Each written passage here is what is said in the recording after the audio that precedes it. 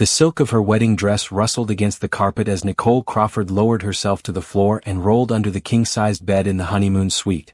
She pressed her hand over her mouth to keep from giggling, her heart racing with excitement. This was going to be perfect. Brandon would walk in expecting to find his beautiful bride waiting on the bed, and instead she would grab his ankle and scare him senseless. It was exactly the kind of playful joke that had made him fall in love with her, or so she believed.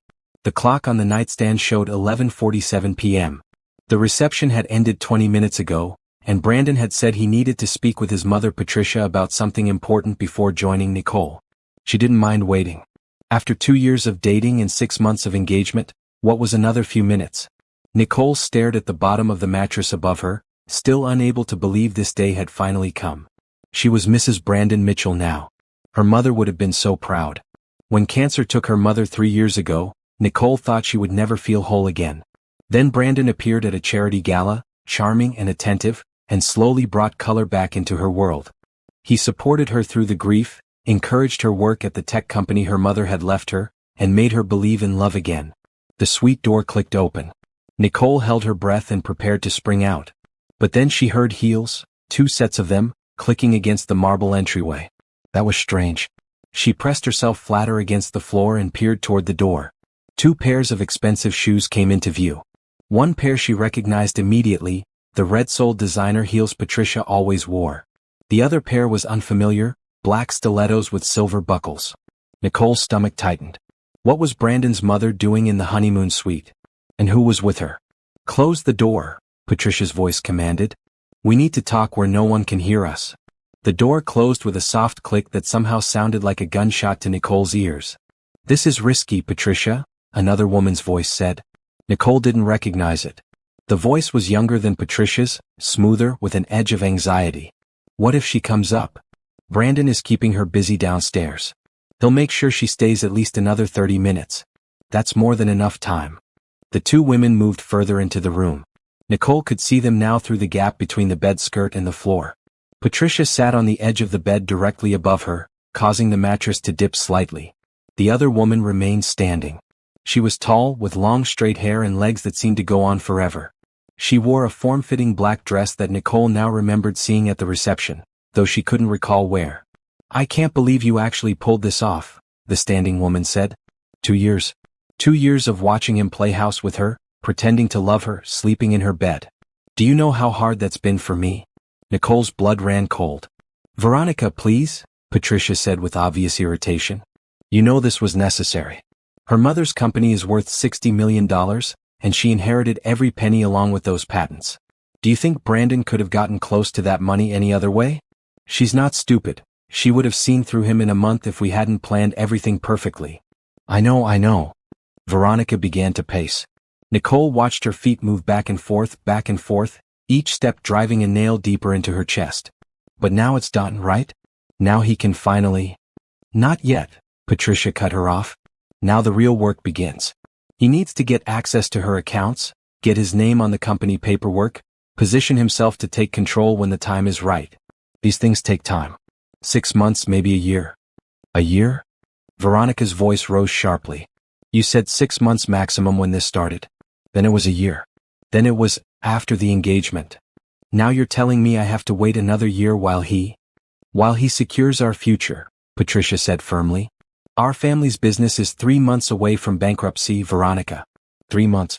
Everything my husband built, everything I've worked to maintain since he died, will be gone unless we do this. Brandon understands that. You need to understand it too." Nicole's hands were shaking. Her whole body was shaking. She wanted to scream, to crawl out from under this bed and claw their eyes out, but she couldn't move. It felt like something heavy was sitting on her chest, pressing all the air out of her lungs. "She trusts him completely," Veronica said bitterly. "You should see how she looks at him. It makes me sick." "That's the point," Patricia replied. "That's exactly the point. Her trust is our greatest asset. As long as she believes Brandon loves her, she'll give him anything he asks for. And he's very good at asking." The mattress shifted as Patricia stood up. Nicole watched the red soles of her shoes move toward Veronica. "Now listen to me carefully," Patricia said. "Tonight is critical. Brandon needs to consummate this marriage and establish himself as a devoted husband. After tonight, you will not contact him directly for at least a month. We can't risk any mistakes now that we're so close. I've been his girlfriend for 5 years, Patricia. 5 years. Before he ever knew Nicole Crawford existed. And you're telling me I have to disappear while he plays husband with another woman? I'm telling you that if you ruin this for us, you will have nothing. No Brandon, no money, nothing. Is that what you want? A heavy silence fell over the room. Nicole realized she had stopped breathing entirely. She forced herself to take a small, silent breath. No, Veronica finally said. That's not what I want. Good. Then we understand each other. Now let's get back downstairs before anyone notices we're gone. Brandon should be wrapping up his conversation with those investors right about now. The two women walked toward the door. Nicole heard it open, heard the sound of the hallway outside, heard Patricia's voice one more time. 1 year, Veronica. 1 year and you'll have everything you ever wanted. Brandon, the money, a life without worry. Just be patient. The door closed. Nicole lay under that bed for a long time. She didn't know if it was 5 minutes or 50. At some point, the tears started falling, streaming sideways across her temples and into her hair. They weren't loud, dramatic tears. They were silent, almost peaceful, like rain against a window. Everything made sense now. The way Brandon had pursued her so intensely after her mother's death, when she was vulnerable and desperate for connection. The way he always seemed to know exactly what to say to make her trust him. The way Patricia had welcomed her into the family with open arms, calling her the daughter she never had. It was all a lie. Every moment, every kiss, every whispered promise. She had built her happiness on sand, and now the tide was coming in. Nicole heard the door open again and quickly closed her eyes, keeping her breathing even. Heavy footsteps this time, Brandon's Italian leather shoes, the ones she had bought him as a wedding gift. He walked to the bathroom and she heard water running, heard him humming to himself. Her husband. Her betrayer. When he came back out, Nicole remained perfectly still. She watched his feet approach the bed and stop. Nicole? He called out, a hint of confusion in his voice. Baby, where are you? She didn't move. Didn't breathe. He moved around the room, checking the balcony, the closet, the bathroom again. She heard him take out his phone and dial. She's not here, he said into the phone. Boss. I don't know, maybe she went back to talk to someone. I'll go check the reception hall. He left. Nicole rolled out from under the bed. She stood in the middle of the honeymoon suite, her beautiful white dress covered in dust, her makeup streaked with tears, her heart shattered into a million pieces. But as she looked at herself in the mirror, something else began to emerge from the wreckage. Something cold and sharp and clear. They wanted to destroy her for money? They thought she was just some naive, trusting fool they could manipulate and discard? They had no idea who they were dealing with. Nicole wiped her eyes, straightened her dress and took a deep breath. Then she pulled out her phone and made 2 calls. The first was to her best friend Denise. The second was to her family lawyer James. We need to meet, she said to both of them. Tonight. I don't care what time it is. Something has happened and I need your help. She ended the calls and looked at herself in the mirror once more. The woman staring back at her was different now. Harder. More focused. Brandon Mitchell wanted to play games with her life? Fine. Game on. Nicole sat in Denise's kitchen at 2 in the morning, her wedding dress replaced by borrowed sweatpants and a t-shirt. Her hands were wrapped around a cup of tea that had long gone cold, but she couldn't seem to let it go. The warmth was an anchor, something solid to hold onto while her mind replayed everything she had heard. Tell me again, Denise said. She sat across from Nicole, her eyes red from crying but her voice steady. Denise had been Nicole's best friend since college, and she had never trusted Brandon. Nicole had always dismissed her concerns as overprotectiveness. Now she wished she had listened. His mother brought that woman, Veronica, to the honeymoon suite, Nicole said for the 3rd time. They thought the room was empty. They talked about everything. The plan, the money, how long they've been deceiving me. 5 years, Denise repeated. He's been with this Veronica woman for 5 years? Nicole nodded. Before me. He was already with her when we met. This whole relationship, our entire engagement, the wedding, it was all just a scheme to get my mother's company. Patricia's family business is about to go bankrupt. They needed my money to save it. Those monsters. Denise's voice shook with anger. Those absolute monsters. I knew there was something wrong with him. I knew it. The way he was always so perfect, so smooth, never a single rough edge. Real people have rough edges, Nicole. I know that now. James Chin, no, not that name. James Porter, Nicole's family lawyer, arrived an hour later. He was a serious man in his 50s with gray at his temples and a reputation for being ruthless in court. Nicole's mother had trusted him completely, and he had managed the family's legal affairs for 20 years. First things first, James said, setting his briefcase on the table. Did you sign anything tonight? Any documents at all? Just the marriage license, Nicole said. Brandon mentioned something about adding his name to some accounts tomorrow for convenience, but I didn't sign anything for that. Good. That's good. James pulled out a legal pad and began making notes. Now, tell me about the prenuptial agreement. Nicole felt a flicker of something that might have been hope. Brandon insisted we sign one. He said he wanted to prove he wasn't after my money, that he would be fine if we divorced with nothing. Do you have a copy? Yes, in my safe at home. I need to see it immediately. These things can be tricky.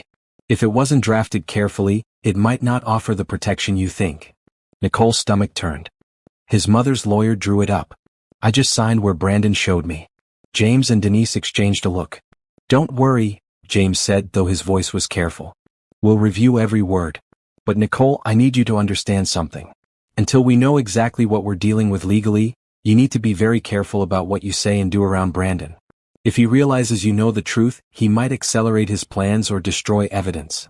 Evidence? Nicole repeated. What kind of evidence? Everything. Emails, texts, financial records, anything that shows his intent to defraud you. These people are criminals, Nicole.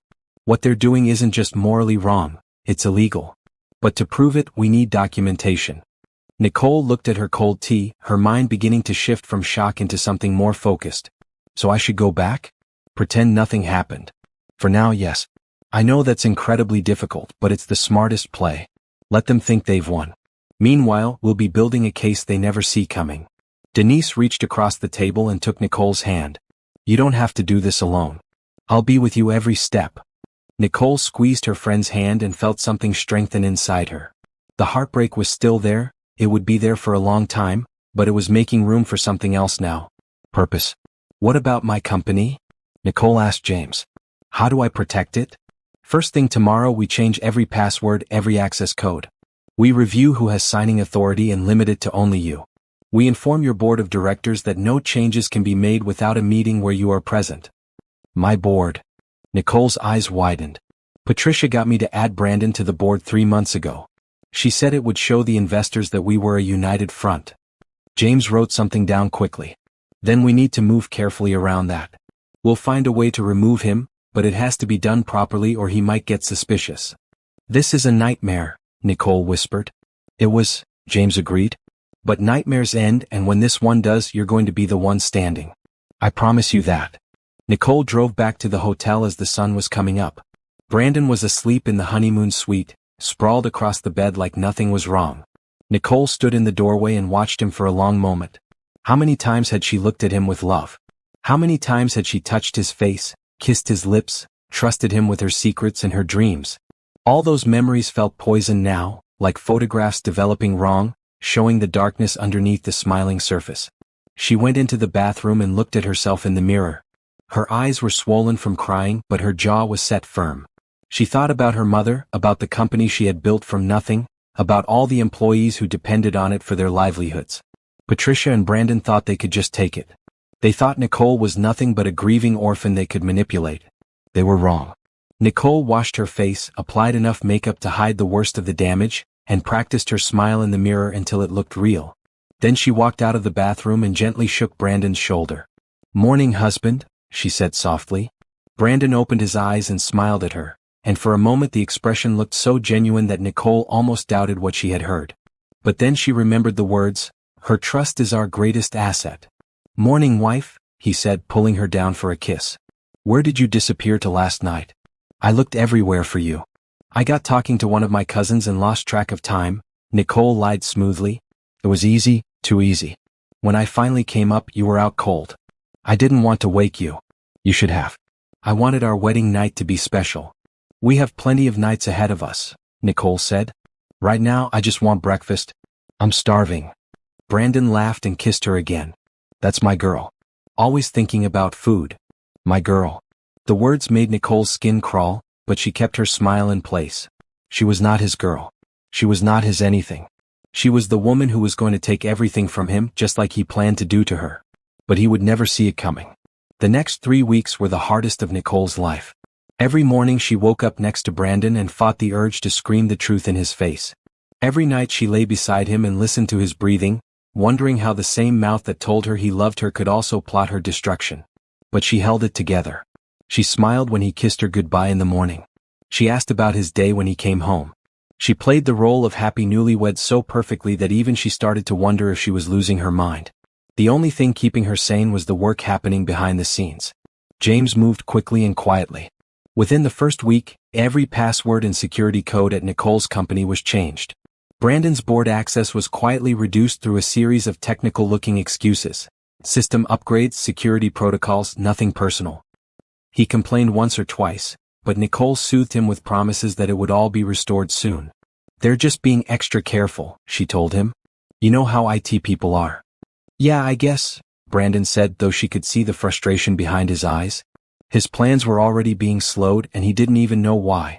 Meanwhile, Denise did research on Brandon's past. What she found was disturbing.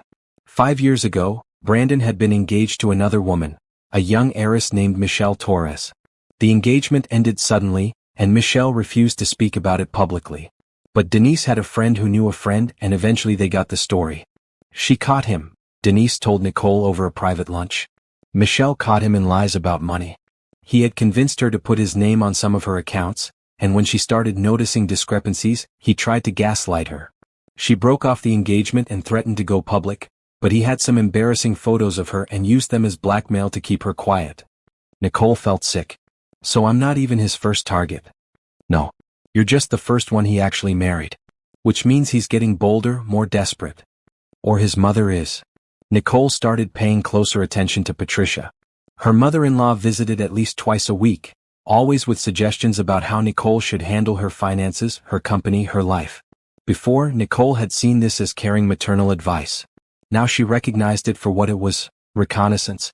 "You should really let Brandon handle the investment accounts," Patricia said one afternoon over coffee. "He has such a head for numbers. And it would free you up to focus on the creative side of your business." "That's a good idea," Nicole said pleasantly. "I'll think about it." She had no intention of thinking about it, but she noted every suggestion Patricia made, every piece of information she tried to extract. It all went into the file James was building. The prenuptial agreement turned out to be exactly what Nicole feared, full of loopholes that Brandon could exploit. But James found something interesting buried in the fine print. "Look at this clause," he said, spreading the document across his desk. "It states that in the event of fraud or deception leading up to the marriage, all protections are voided and the deceived party is entitled to seek full damages. So if I can prove the marriage was based on fraud, then the prenup becomes your weapon instead of his. Everything flips in your favor." Nicole smiled for the first time in weeks. "Then let's prove it." She started documenting everything. When Brandon's phone buzzed with texts he quickly hid, she noted the times. When he took calls in the other room, she wrote it down. When he met with his mother for their frequent lunches, she had a private investigator follow them. The investigator, a quiet professional named Robert Hughes, produced results within 10 days. "Your husband meets with this woman at least twice a week," Robert reported, showing Nicole photographs. "Sometimes at her apartment, sometimes at hotels. Based on their body language, this is not a casual relationship." Nicole looked at the pictures of Brandon and Veronica together, walking arm in arm, kissing in parking lots, laughing over dinner. The images hurt, but not as much as she expected. Maybe because she already knew. Maybe because the man in those photos was a stranger now.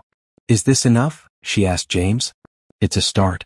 But we need more than infidelity, we need proof of the fraud itself. Communication between them discussing the plan. Financial records showing their true intent." Nicole nodded slowly, thinking. Brandon was careful with his phone, but he was less careful with his laptop. He had a home office where he sometimes worked late at night while Nicole went to bed. "I might know how to get it," she said. That night, Nicole waited until Brandon was asleep and crept into his office. His laptop was password protected, but she knew his habits. He used the same password for everything, a combination of his birthday and his mother's maiden name. She was in within seconds. His email was a gold mine. Messages to Veronica complaining about having to perform for Nicole every night. Exchanges with Patricia strategizing about when to push for access to certain accounts. Spreadsheets showing exactly how much of Nicole's wealth they planned to take and when. Nicole photographed everything. Page after page, email after email, until she had documented their entire scheme from beginning to end. Then she cleared her tracks, closed the laptop, and went back to bed. Brandon didn't stir. He had no idea that his wife had just gathered enough evidence to destroy him. Nicole lay awake for hours, staring at the ceiling. Tomorrow she would share everything with James. The day after, they would begin the next phase. The silent retreat was over. It was time to fight. James spread the printed documents across the conference table like a deck of cards showing a losing hand, Brandon's losing hand. Emails, spreadsheets, photographs, bank records. Laid out like this, the evidence was overwhelming. "This is exceptional work," James said, looking at Nicole with something like admiration. "Most people in your situation would have confronted him immediately. You showed remarkable restraint." "I learned from my mother," Nicole replied. "She always said the best revenge is making them think they're winning right up until the moment they lose." "Your mother was a smart woman." Nicole looked at the evidence and felt a strange mixture of vindication and sadness. These papers represented her entire marriage. Every tender moment, every shared laugh, every whispered promise. All of it reduced to proof of a crime. "What happens now?" she asked. "Now we prepare our case. When you file for divorce, we'll do it with all of this ready to present. Brandon and Patricia won't have time to destroy evidence or come up with excuses. We'll hit them fast and hard." "And the fraud charges?" "Those will file separately with the prosecutor's office. Criminal proceedings take longer, but the evidence here is strong. Brandon could face serious jail time." Nicole nodded. She had thought she would feel more satisfaction at this moment, but instead she just felt tired. Tired of the deception, tired of pretending, tired of being surrounded by enemies in her own home. "I want to do something first," she said. "Before we file anything." James raised an eyebrow. "What did you have in mind?" "A dinner party. I want to invite everyone who matters, Brandon's business partners, Patricia's social circle, our mutual friends. I want them all there when the truth comes out." "A public exposure," James said slowly. "That's risky. If Brandon senses what's coming, he could try to get ahead of it, spin the story his way." "He won't sense anything. I've been playing the perfect wife for almost a month. He thinks I'm completely under his control." Nicole's voice hardened. "I want him to feel what I felt that night under the bed. I want him to look around a room full of people and realize that everyone knows exactly what he is." James studied her for a long moment, then smiled. "Your mother would be proud." "I hope so." They spent the next week planning every detail. The dinner party would be held at Nicole and Brandon's house, which made it even better. He would be exposed in his own home, surrounded by his own things with no escape. Nicole sent out invitations for Saturday evening, framing it as a celebration of their 1-month anniversary. "A month already," Brandon said when she told him about the party. "Time flies when you're in love." Nicole had to excuse herself to keep from laughing in his face. She also made preparations at her company. In a series of quiet meetings with her most trusted employees, she moved key projects to secure servers that Brandon couldn't access. She restructured several departments so that his limited board position had even less influence. And she began the paperwork to remove him from the board entirely, something that would go into effect the morning after the dinner party. Her employees were loyal and discreet. They had worked for Nicole's mother before her and they loved Nicole. When she explained that there were security concerns she was addressing, they asked no questions and followed her instructions exactly. The Friday before the dinner party, Nicole had lunch with Denise to go over final details. "Are you ready for this?" Denise asked. "Tomorrow your whole life changes." "My life already changed," Nicole said. "The night of my wedding, under that bed. Tomorrow I'm just making it official." "What about after? Have you thought about what comes next?" Nicole had thought about it. In fact, she had thought about little else during all those sleepless nights lying next to Brandon. "I'm going to focus on the company," she said. "Mom built something amazing and I've been letting myself get distracted. That stops now. I'm going to make it bigger than she ever dreamed." "And personally?" "Love, relationships. I don't know. Maybe someday. But not for a while. I need to trust myself again before I can trust anyone else." Denise reached across the table and squeezed her hand. "You're the strongest person I know, Nicole. You're going to get through this." "I know I am. I just wish it didn't hurt so much."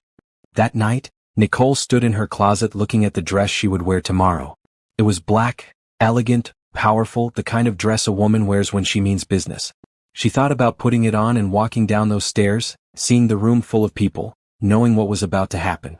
Brandon came up behind her and wrapped his arms around her waist. "Planning your outfit for tomorrow?" he asked, his chin resting on her shoulder.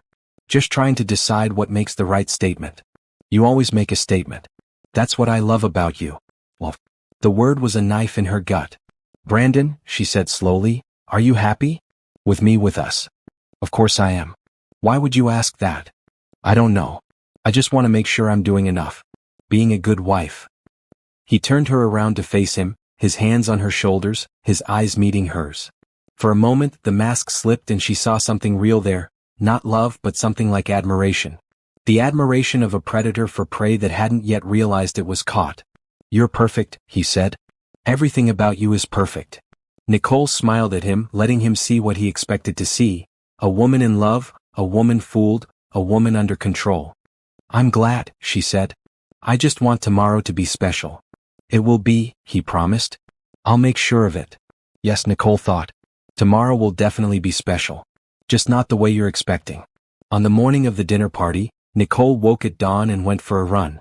The neighborhood was quiet at that hour, the houses dark and peaceful, and she needed the silence to prepare herself for what was coming. Each step against the pavement was a rhythm she matched to her thoughts. Tonight everything changes. Tonight you get your life back. When she returned home, Brandon was still asleep.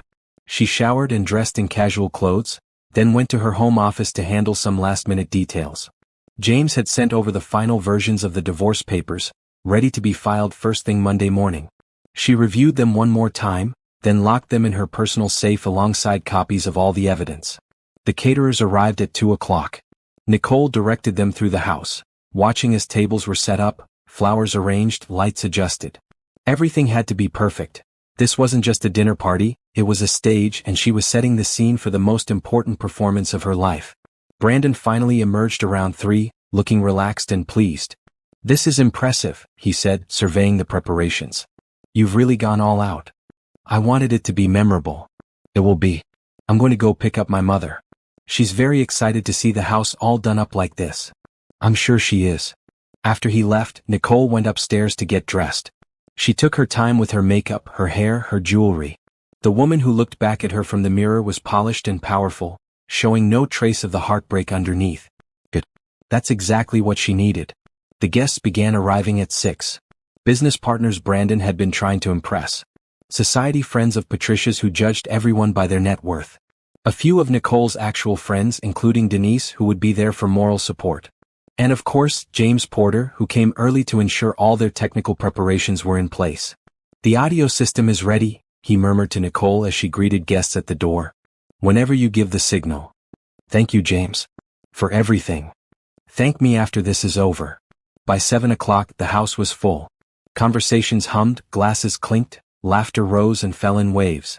Nicole moved through the crowd with practiced grace, playing the hostess, accepting compliments on her home and her marriage. Brandon stayed close, his arm around her waist, his smile never wavering. Patricia held court near the fireplace, telling stories about her son's wonderful qualities to anyone who would listen. Nicole waited until everyone was seated for dinner. 30 guests arranged around tables in the formal dining room, wine poured, appetizers served. This was the moment. She stood up from her seat at the head table and clinked her glass. "Everyone, if I could have your attention, please." The room quieted. All eyes turned to her. Brandon smiled up at her encouragingly. "I wanted to thank you all for coming tonight," Nicole began. "When Brandon and I got married a month ago, I thought I was starting the happiest chapter of my life. I thought I had found a man who loved me, a family who accepted me, a future full of promise." She paused, letting the words hang in the air. "I was wrong." A murmur rippled through the room. Brandon's smile flickered. "Nicole," he said cautiously, "what are you?" "On my wedding night," Nicole continued, her voice steady, "I hid under the bed in our honeymoon suite to surprise my husband. But he wasn't the first person to walk in. His mother was, along with his real girlfriend, Veronica." Patricia's face went white. Brandon started to rise from his chair. "And what I heard them say changed everything." Nicole turned to James, who stood by the door. "Play it." The room filled with sound. Patricia's voice, clear and unmistakable, explaining the plan to steal Nicole's money. Veronica's complaints about having to share Brandon. All the details of the scheme, broadcast through the home speaker system for every guest to hear. For 30 seconds no one moved. Then chaos erupted. Patricia stood up, knocking over her chair. Turn that off. Turn it off right now. Brandon grabbed Nicole's arm. What is this? What are you doing? Nicole pulled away from him, her eyes cold. I'm doing what you tried to do to me. I'm exposing you for exactly what you are. The recording continued, damning word after damning word. Guests were on their feet now, voices raised in shock and outrage. Brandon's business partners looked at him with disgust. Patricia's friends backed away from her as if she had a disease. This is fake, Brandon stammered. She manufactured this. It's all lies. It's not lies and you know it, Nicole said. I have emails, texts, financial records, everything. Your whole plan documented from the beginning. The fraud, the conspiracy, the affair. All of it. You can't prove any of this. I already have. Nicole looked at him and for the first time since that night under the bed, she let him see the real her, the anger, the hurt, the strength. Did you really think I would just let you take everything my mother built? Did you really think I was that stupid? Brandon had no answer. His face was the face of a man watching his world collapse, and there was nothing he could do to stop it. Patricia pushed through the crowd toward Nicole, her composure completely gone. You little, she started, but James stepped between them. I wouldn't finish that sentence if I were you, he said calmly. Anything you say tonight can and will be used in the proceedings we're filing on Monday. Criminal fraud charges, civil suits, the works. So please by all means keep talking. Patricia closed her mouth, but her eyes burned with hatred. Nicole turned back to her guests, who stood in stunned silence. I'm sorry you had to witness this, she said. But I thought you all deserved to know the truth about the people you've been associating with. The Mitchell family built their reputation on deception and theft. Now you know what they really are. She walked out of the dining room and up the stairs without looking back. Behind her, she heard the sounds of guests leaving, doors closing, voices arguing. Brandon called her name, but she didn't stop. In her bedroom, she sat on the edge of the bed and let out a long breath. It was done. The truth was out. There was no going back now. Her phone buzzed. A text from Denise. That was incredible. I'm so proud of you. Nicole smiled, really smiled for the first time in a month. The battle wasn't over, not even close. But tonight she had won the first round and that was enough. The aftermath of the dinner party spread through the city like wildfire. By morning, everyone who mattered knew what Brandon and Patricia had done. By Monday the news had reached social media, and the story of the scheming husband and his mother went viral. Gold digger husband exposed, read one headline. Bride's brilliant revenge, read another. Nicole stayed out of the spotlight as much as possible, letting James handle the media inquiries while she focused on the legal proceedings. The divorce papers were filed Monday morning, along with criminal fraud charges against both Brandon and Patricia. Their assets were frozen, their bank accounts locked, their lives put on hold while the justice system began its slow work. Brandon tried to contact Nicole constantly, calls, texts, emails, even showing up at her company office. She blocked his number and had security turn him away at the door. She had nothing to say to him. There was nothing he could say to her. Patricia was even worse.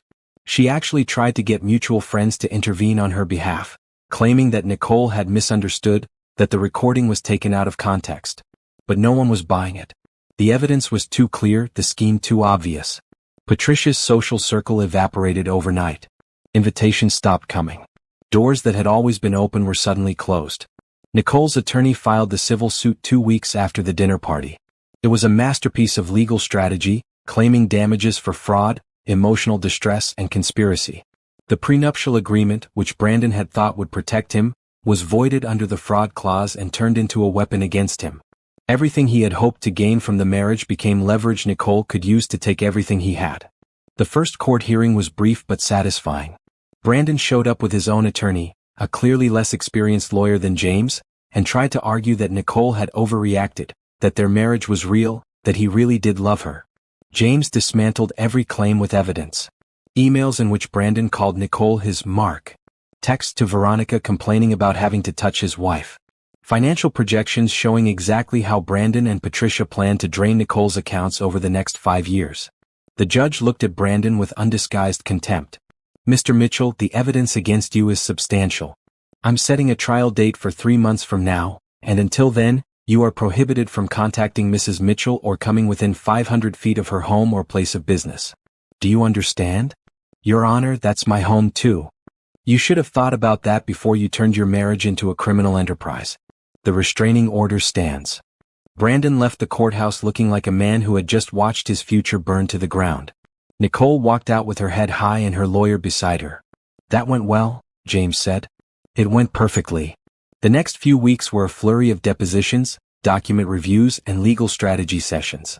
Nicole threw herself into the work, grateful for the distraction. When she wasn't dealing with the divorce, she was at her company, pushing projects forward, meeting with investors, making plans for expansion. Her employees rallied around her. Word of what Brandon had tried to do had spread through the office, and everyone was furious on her behalf. They worked harder, stayed later, went the extra mile to make sure Nicole knew they supported her. "We've got your back," her head of engineering told her one afternoon. "Whatever you need." "Thank you," Nicole said, genuinely touched. "What I need is for us to have our best quarter ever. Can we do that?" "Absolutely." And they did. The numbers that quarter exceeded all projections, driven by the launch of a new product that Nicole had fast-tracked specifically to prove that her company didn't need Brandon Mitchell to succeed. The tech press covered the launch extensively, and the coverage was glowing. Meanwhile, Brandon's life continued to fall apart. Without access to Nicole's money, he had no way to save his mother's company. Within 6 weeks of the dinner party, Mitchell Industries filed for bankruptcy. Creditors swooped in, assets were seized, and the business that Patricia's husband had spent his life building was gone. Veronica predictably disappeared. The moment it became clear there was no money to be had, she stopped taking Brandon's calls. Nicole heard through the grapevine that she had moved to another city and was already looking for her next wealthy target. "Fitting," Denise said when she heard. "They deserve each other." "They deserve worse," Nicole replied. "But I'll settle for this." The criminal trial began in August. Nicole was called to testify about what she had heard that night under the bed, about the evidence she had gathered, about the pain and betrayal she had suffered. She spoke clearly and calmly, letting the facts speak for themselves. Brandon's attorney tried to trip her up on cross-examination, but she was prepared. Every question he asked, she answered directly. Every attempt to twist her words, she corrected immediately. "Mrs. Mitchell, isn't it true that you invaded your husband's privacy by accessing his laptop without permission?" "I accessed a computer in my own home to investigate what I believed was criminal fraud against me. I would do it again." "And you feel no remorse about publicly humiliating Mr. Mitchell?" "I feel remorse that I ever trusted him. I feel remorse for every moment I spent believing his lies. But exposing the truth? No. I will never feel remorse for that." The jury was only out for 4 hours before returning with a verdict: guilty on all counts. Brandon faced up to 10 years in prison. Patricia, who had been tried separately, got 7. Nicole didn't attend the sentencing. She didn't need to. The court had already given her everything she needed: validation that she had been wronged and justice for the people who had wronged her. She was having lunch with Denise when the news came through that Brandon had been sentenced to 6 years. "How do you feel?" Denise asked. Nicole thought about it for a long moment. She thought about that night under the bed, about the weeks of pretending, about the dinner party and the court hearings and all the pain in between. "I feel free," she finally said. "For the first time in years, I feel completely free." The legal proceedings against Brandon and Patricia stretched across several months, each court date bringing new revelations and deeper consequences. Nicole had prepared for a marathon, and that's exactly what she got. But with every step forward, she felt the weight of the last 2 years lifting from her shoulders. Brandon's defense strategy was predictable: deny, deflect, and paint Nicole as the real villain. His attorney argued that Nicole had entrapped him, that she had been cold and distant in their marriage, that any reasonable husband would have sought comfort elsewhere. The arguments were desperate and contradictory, and the judge saw right through them. "Counsel, are you seriously arguing that your client's infidelity justifies fraud?" the judge asked during one particularly ridiculous motion hearing. "Your Honor, I'm arguing that the full picture." "The full picture is in these documents." The judge cut him off, holding up one of the evidence files. "And the picture is very clear. Please don't waste the court's time." Patricia's defense was even weaker. She tried to claim that she was just a concerned mother trying to help her son find happiness, that the conversations Nicole recorded were taken out of context, that she never intended for anyone to be harmed. The jury didn't buy it for a second. The emails showing her coordinating the entire scheme from the beginning were too damning. During Patricia's trial, something unexpected happened.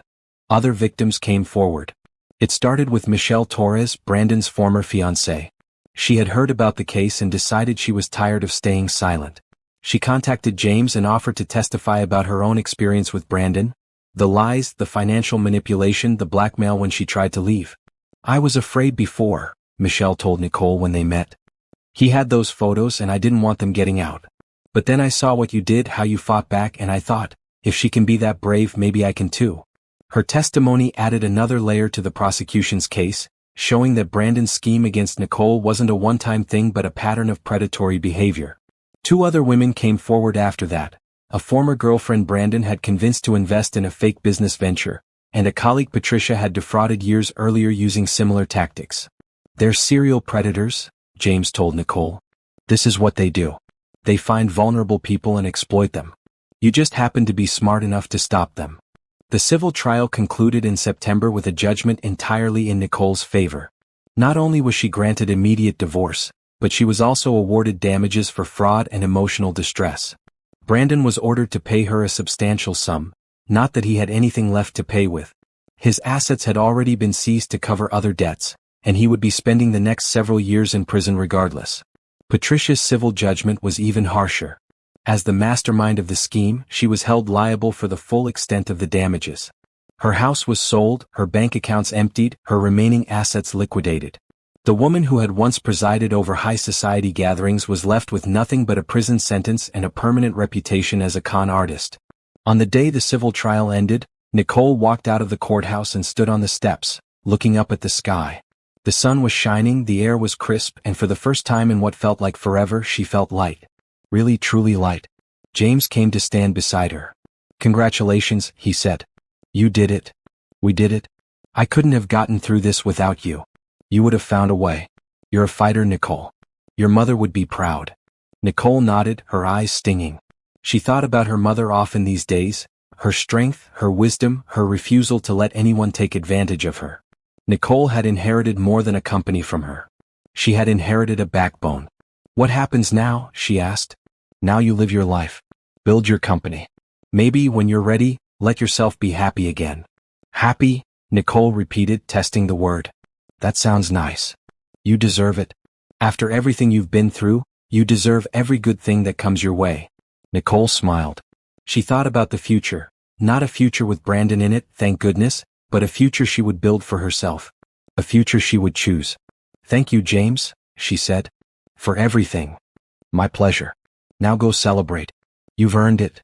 That night, Nicole had dinner with Denise at their favorite restaurant.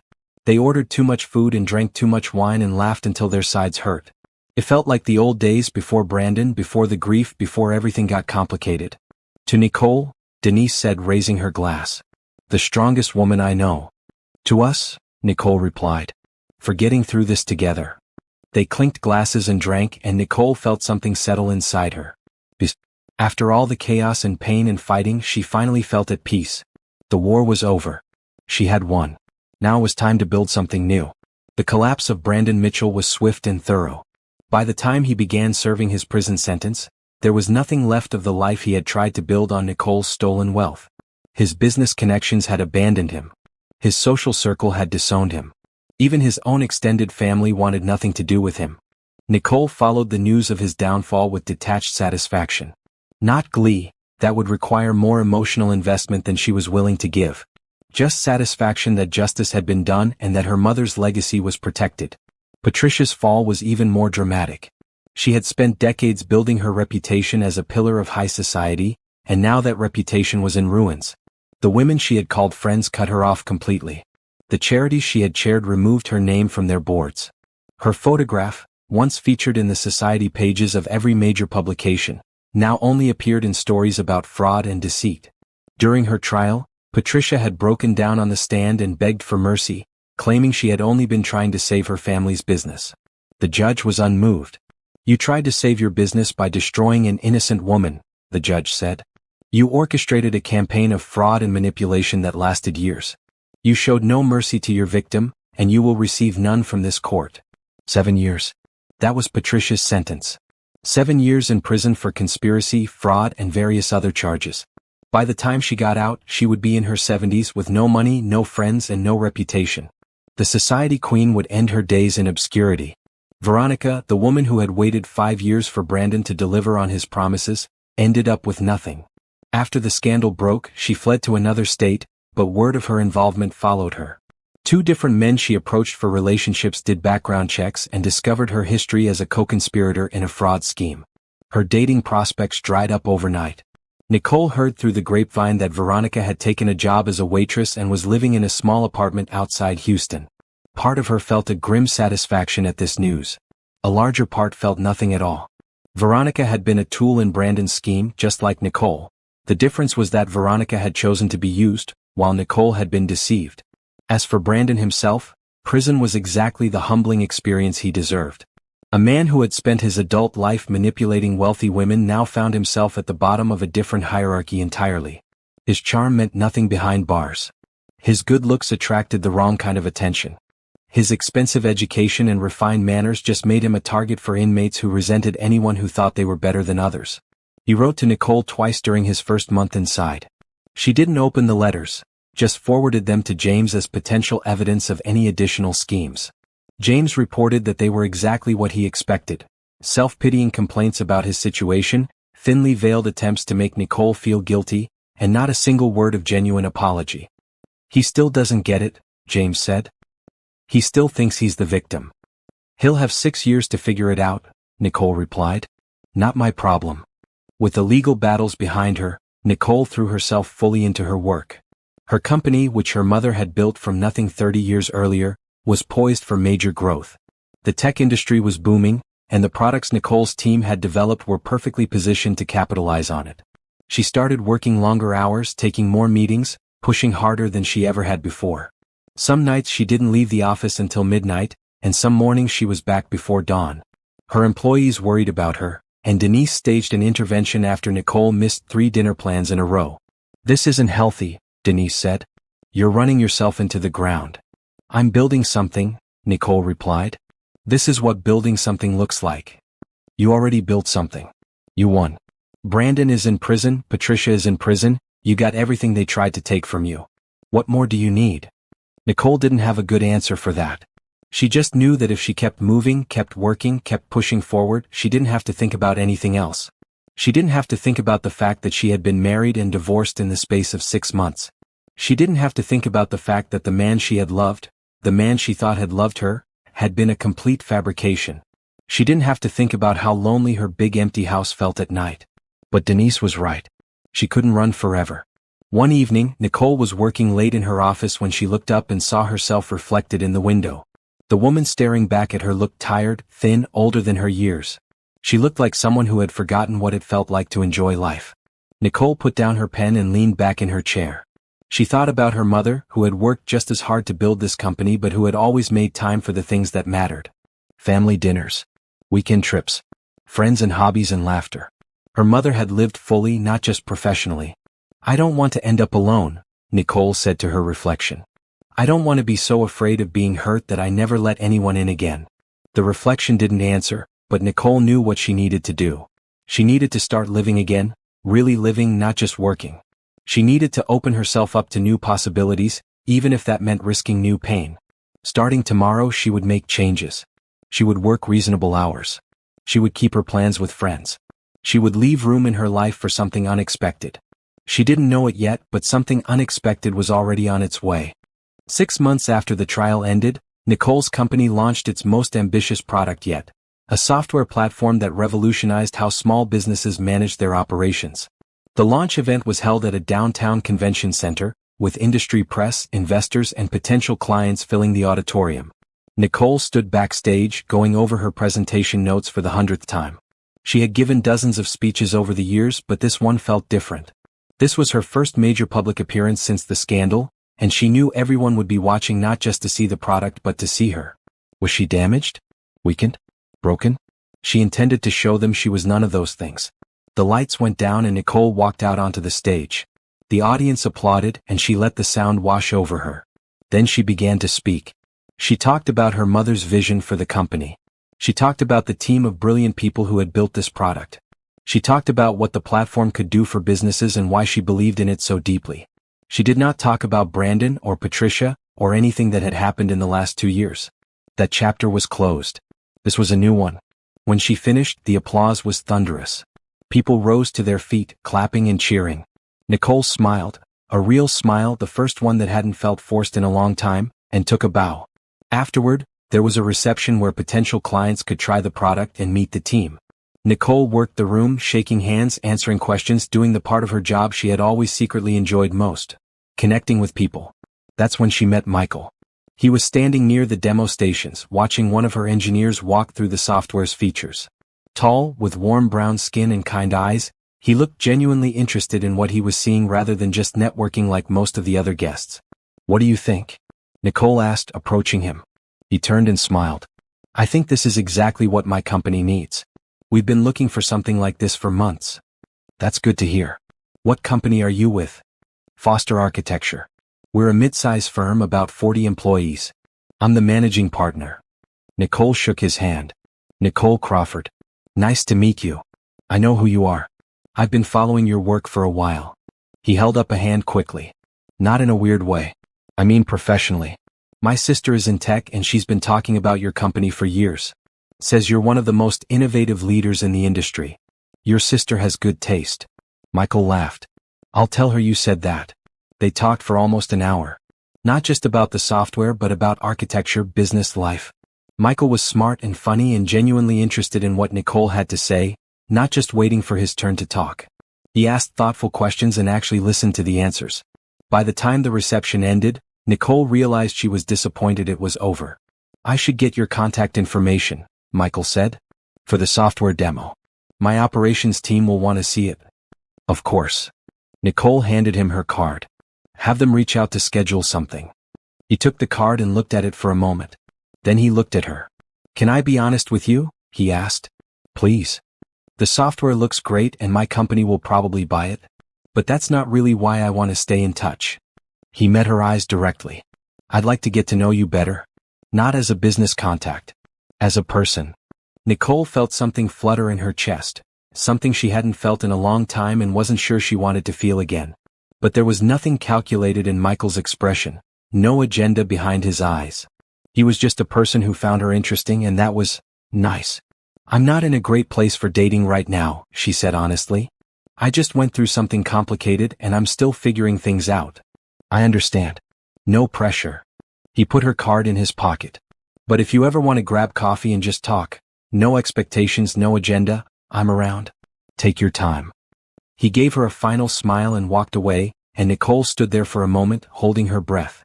Then she let it out slowly. Maybe someday. But not yet. She threw herself back into work, but this time in a healthier way. She left the office at reasonable hours. She kept her dinner plans with Denise. She started running again in the mornings, feeling her body grow stronger, her mind clearer. And she thought about Michael. More than she wanted to admit. He had done exactly what he promised. Not pushed, not pressured, just sent occasional messages checking in, sharing articles he thought she might find interesting, generally being kind without asking for anything in return. 3 months after the launch, Nicole finally texted him, "Coffee still on the table?" His response came within minutes, "Absolutely. Name the time and place." They met at a small cafe near her office. The conversation picked up right where it had left off at the reception. Easy, natural, like they had known each other for years instead of months. Michael told her about growing up in Chicago, about his path to architecture, about his dream of designing buildings that brought communities together. Nicole told him about her mother, about the company, about what the last few years had been like. She didn't tell him everything, not yet, but she told him enough. And he didn't flinch. He didn't try to fix her or judge her or make it about himself. He just listened and said, "That sounds incredibly hard. I'm sorry you went through that." "Thank you," Nicole said. "I'm sorry I didn't reach out sooner. I just needed to be sure I was ready." "And are you? Ready?" She thought about it.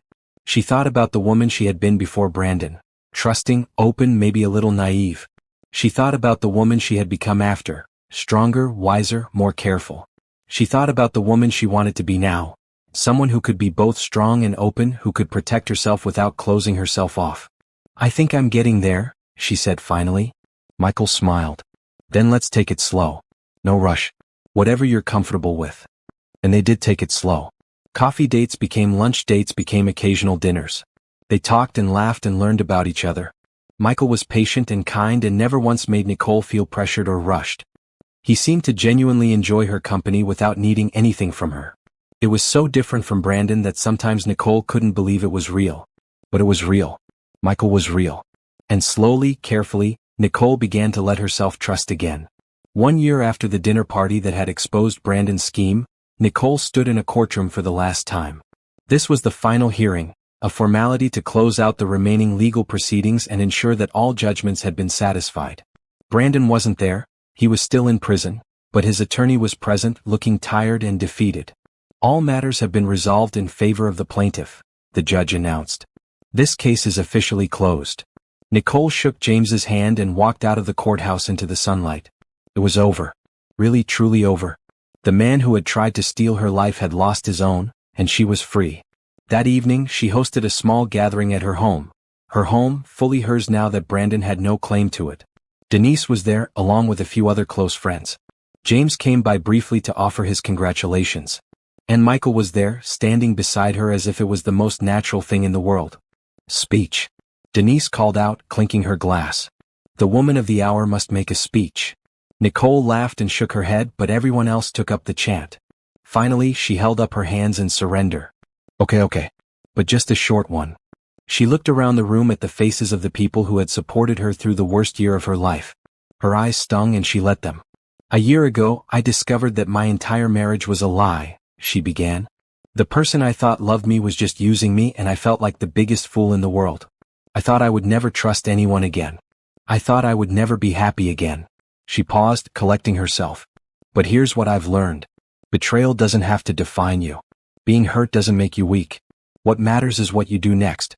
You can let it destroy you or you can let it make you stronger. You can spend your life being afraid or you can take a risk and open your heart again. She looked at Michael, who smiled at her with so much warmth that she felt it in her bones. I'm not going to lie and say I'm completely healed. I still have hard days. I still have moments when I wonder if I can ever really trust again. But I'm trying. I'm putting myself out there. And I think that's all any of us can do. She raised her glass.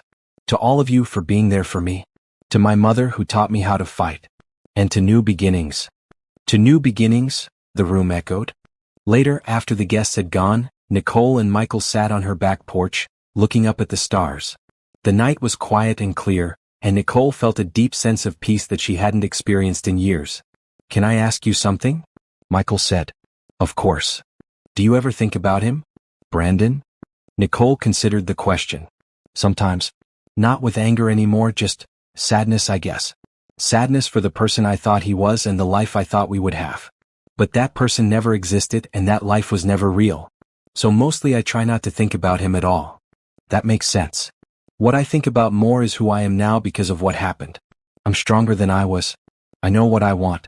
I know what I deserve. She turned to look at him. I know that I deserve someone who loves me for real, not someone who's just pretending. Michael took her hand. You deserve that and more. And I hope you know that's what I'm offering. Not a game, not a scheme, just me. Wanting to be with you. I know. That's why I'm here. They sat in comfortable silence for a while, holding hands and watching the stars. Then Michael turned to her with a slight smile. So, I've been thinking, he said. That sounds dangerous. He laughed. Hear me out. We've been together for 6 months now and I know that's not very long and I know you've been through a lot. But I also know that when you find the right person you just know. And Nicole, you're my person. You're it for me. Nicole's heart was pounding. What are you saying? Michael reached into his pocket and pulled out a small box. Nicole's breath caught in her throat. I'm not asking you to marry me tomorrow, he said quickly. Or even next year. I'm just asking you to say yes to a future together. Whenever you're ready, however long it takes. I'll wait. He opened the box, revealing a simple, elegant ring that somehow matched her taste perfectly. Nicole Crawford, will you marry me? A year ago, if someone had told Nicole she would be getting engaged again, she would have laughed in their face. The idea of trusting another man, making herself that vulnerable again? Impossible. Unthinkable. But here she was. And the man kneeling before her was nothing like Brandon. Michael was honest and kind and patient. He had never pushed her, never tried to change her, never made her feel like she wasn't enough. He loved her for exactly who she was. And she loved him too. She had been afraid to admit it even to herself, but it was true. Yes, she whispered. Michael's face broke into a huge smile. Yes. Yes. She was laughing and crying at the same time. Yes, I'll marry you. Not tomorrow, not next year, but eventually. Yes. He slipped the ring onto her finger and pulled her into a kiss, and Nicole felt something shift inside her. The last piece of the wall she had built around her heart crumbled away, and for the first time in years she felt completely open. Completely ready. She had been betrayed, lied to, used. She had hit rock bottom and thought she would never get back up. But she had fought back. She had taken control of her own story. And now here she was, standing in the ruins of her old life, ready to build something new. Something better. Something real. The revenge was complete. Not because Brandon was in prison or Patricia was disgraced, but because Nicole was happy. Truly, deeply happy. She had taken everything they tried to steal from her and multiplied it 1,000-fold. That was the best revenge of all.